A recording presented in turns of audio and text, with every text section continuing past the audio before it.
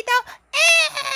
Hello mga auntie, ngayong araw ay maaga nga tayong gumising dahil nagyaya nga yung ating mga kaibigan. Tanong ko nga kung saan kami pupunta. Sabi basta sumama ka na lang.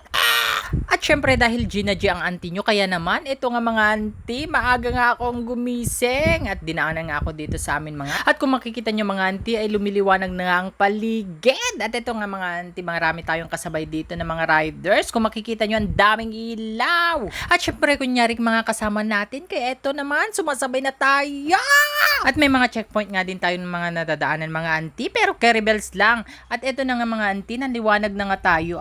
Naliwanag. Naabutan na nga tayo ng liwanag dito sa daan mga auntie, pero naghahanap nga yung ating mga friends ng Luplup Piit. Ano nga ba yung Luplup Piit? Ang Luplup Piit ay lupit-lupit. Ito nga yung isang uri ng kahoy mga auntie na kung saan ay nakakagamot daw ito ng mga sakit sa katawan. And finally, nakita na nga natin ang dagat mga auntie na parang tinatawag ka para maligo. At eto na nga mga auntie, dumaan nga tayo dito para naman magpa-picture or kumuha ng video. Syempre, capturing memories. Syempre, hindi papahuli ang auntie nyo. Sino ka dyan? Pero ang ganda ng kapaligiran mga auntie, nakaka-relax talaga ang view dito sa dagat. At ito nga mga auntie, nakarating na nga tayo dito sa dagat, pero bago ang lahat, mag-walking or mag-sightseeing muna tayo ng mga balyera. Chares!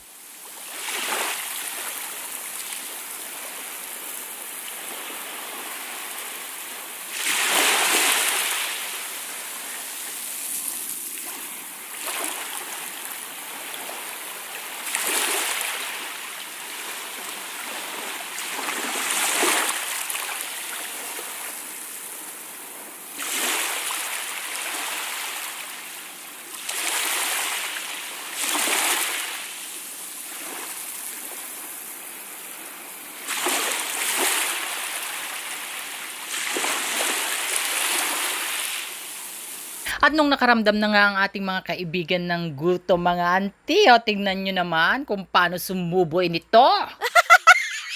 Ang ending, ito lang pala yung aming sinadya dito mga auntie, itong mga pagkain, babush. Wow!